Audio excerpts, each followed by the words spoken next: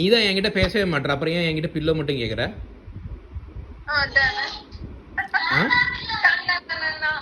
ஏன்டா கேட்குற பில்லோ? நீ பில்லோவும் கேட்காத. நான் வீக்கெண்ட் வரும்போது நான் அக்காவை மட்டும் தான் காரில் கூட்டு போகிறேன் பாரு.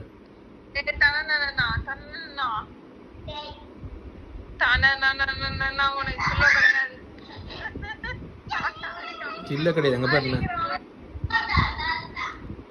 ம்